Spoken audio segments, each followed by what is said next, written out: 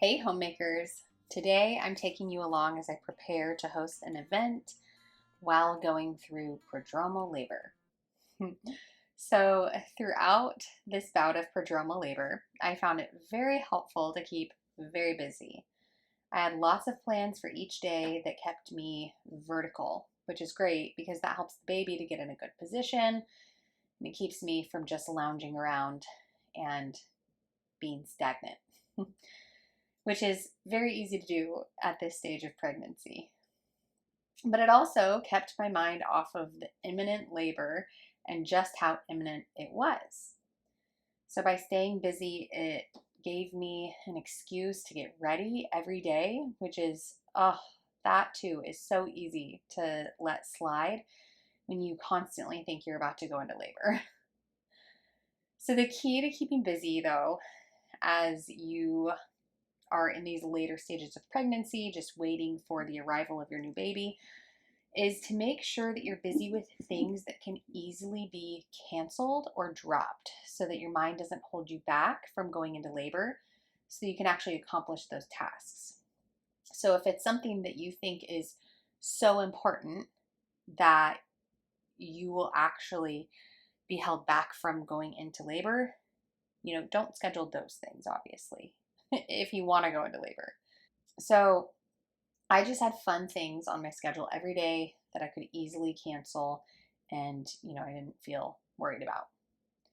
But on this day, I had a play group planned for all my mom friends. I love hosting these play groups because it's just such a sweet time of fellowship with us moms, and all the kids love playing together.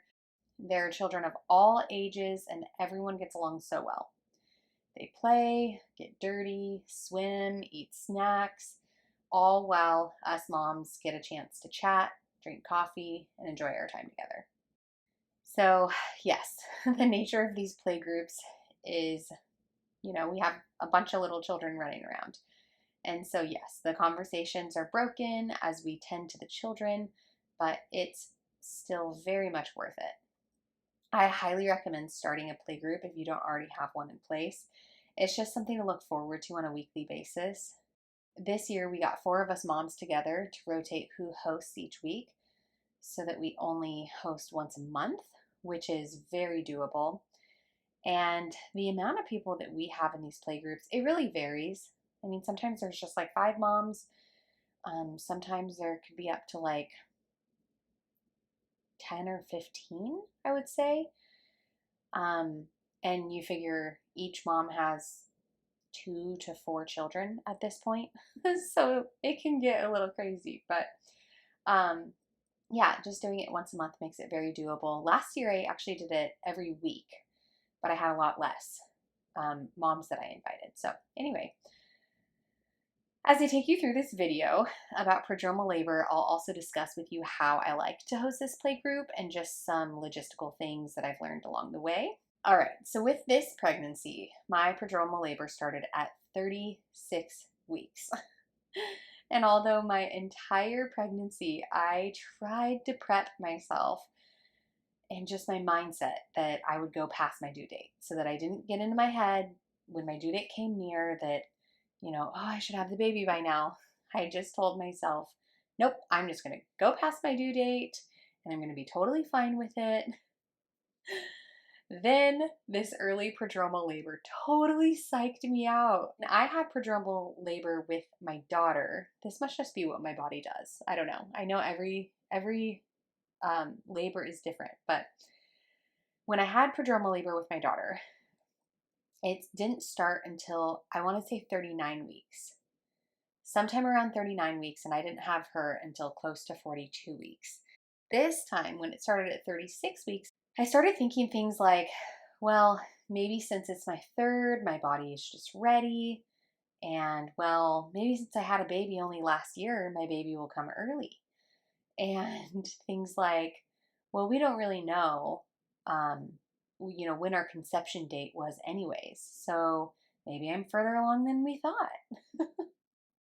All these things totally started getting in my head. And as I neared my due date, still no baby, but still getting daily bouts of contractions. I just started to feel so defeated. And when someone experiences prodromal labor, it's important to know too that they don't just experience the contractions, right? And by the way, these aren't Braxton Hicks contractions, these are real contractions.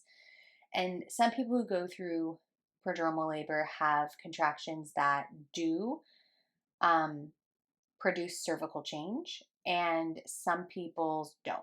So for my last prodromal labor experience with my daughter, I had no cervical change. Well, I was effacing, but I wasn't dilating. But with this one, I'm dilating and effacing. So technically, I'm in early labor. Now, with prodromal labor, though, most people who are experiencing prodromal labor experience all the things that go along with it: the nausea, lack of appetite, using the restroom constantly, all these like early labor signs where if you Google it, it's like all of the symptoms that should lead to going into labor within 24 to 48 hours. All of those happen. Or, it's different for everyone, but most of those are happening for me. So anyway, it's a lot going on in my body for an extended period of time.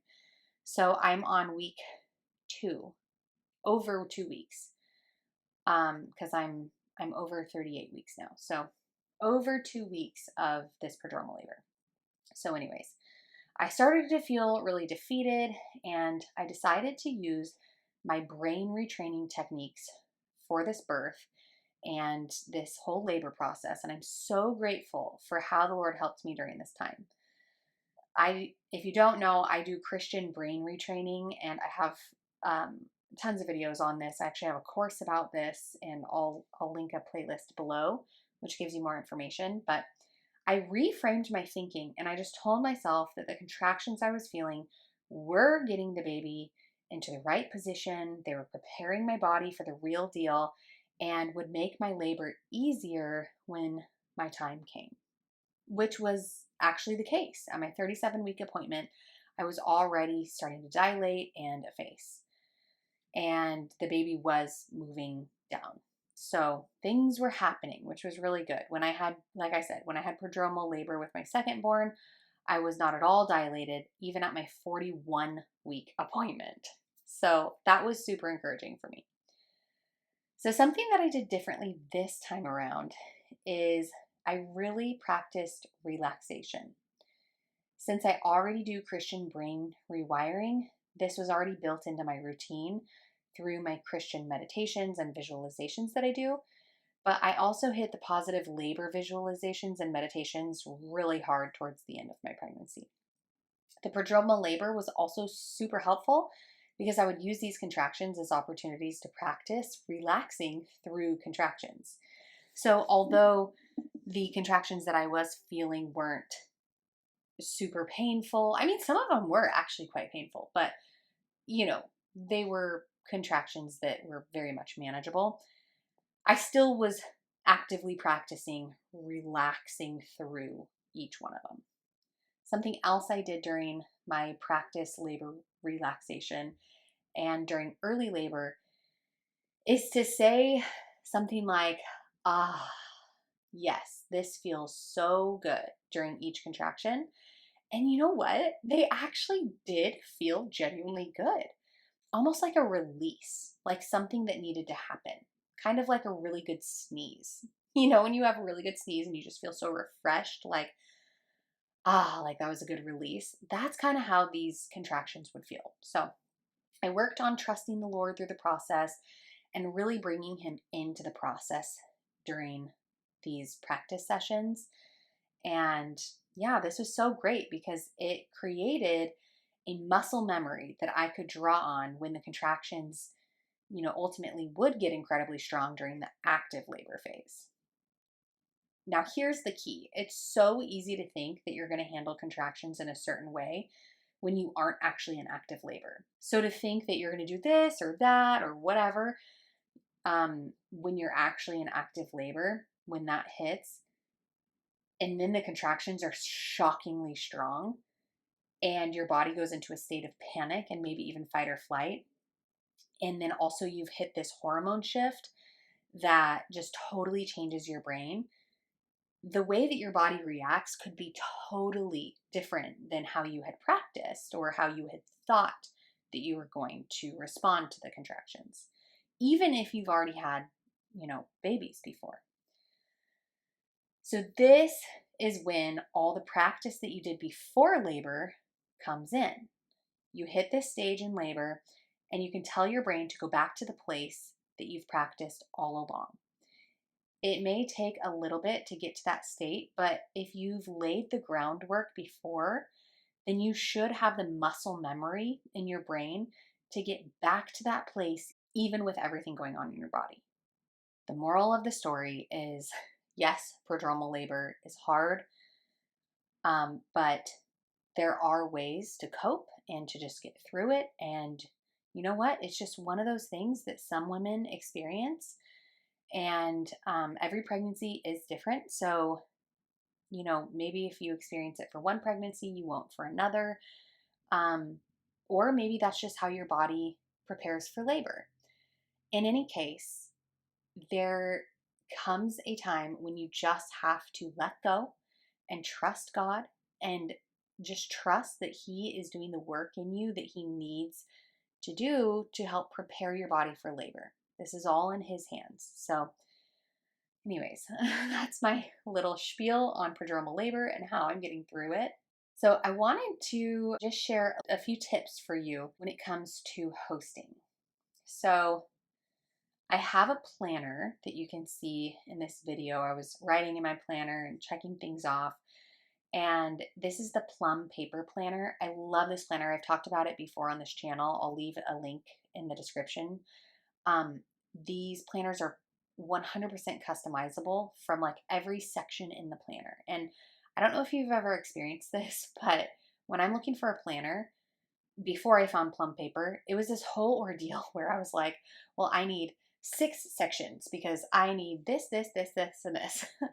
Or, oh, well, this section isn't big enough. Or, oh, it says this, but I want it to say this. Do you guys know what I mean? So anyways, I found Plum Paper, realized that it's 100% customizable, and I was totally sold. So that's what I use. All right, so in my planner, I have a list of things to do for when I host these play groups on the day before I host. So there's plenty of things that I can do to prepare for the next day. And then a list of things I do on the day of. And then I also have a list of activities for the kids, like just different ideas depending on the weather. And then also I like to keep a list of good snack ideas and food ideas for, serving my guests. So my snack ideas that have really worked well for me so far have been a trail mix bar. That's actually what I did today. And it's just a small one. I just had a couple different flavors of chocolate chips, craisins, raisins, peanuts, and I think pretzels. Guys, this was just literally what I had in my pantry already. So it doesn't have to be elaborate. Or you could make it elaborate and you could go get all kinds of things to put in your trail mix bar. It's totally up to you. So that worked really well. People seem to like that. Muffins are always great. All kinds of muffins. I've done savory muffins with like breakfast sausage. Today we're having lemon blueberry muffins. So muffins are good. Kids, of course, love muffins. And you can do these from a box. That's what we did for today's event, but you could also make them from scratch. That's what I did a couple weeks ago. So totally up to you. Sourdough bread with different kinds of spreads. That worked really well. So I just do my regular artisan loaves of sourdough bread. And then I do, if you guys have a Trader Joe's where you are, they have this cookie butter that everyone loves. So I'll do cookie butter, Nutella, butter, whatever kind of fun spreads you have. And then snacky things always are great. Popcorn, pretzels, things like that. Cookies do well. Just be sure that they don't have chocolate in it if it's going to be warm outside. So today I had chocolate chips in the trail mix bar because it was going to be, overcast and slightly chilly. So I wasn't worried about them melting. Then for drinks, I always do cold brew coffee and various different types of creamers. And for the kids, I do some kind of fun drink like lemonade or sparkling lemonade or something like that. So you could be more elaborate with your hosting or less elaborate. This is what I find very doable for me to do on a weekday, with my children and all of my responsibilities in the home that I already have. I find that the moms are just happy to have the fellowship, and most of the time, moms bring their kids food anyway. And so I don't think that moms really expect anything in particular. Anyways, those are just a few tips for you. But yeah, I intentionally hosted this when I was 38 weeks because I wanted to have something to distract me. If I was still pregnant, I knew I would want a distraction. So, anyways, I hope that this was helpful for you to give you some hosting ideas and if you're experiencing prodromal labor, some tips on how to endure. So, thanks so much for watching.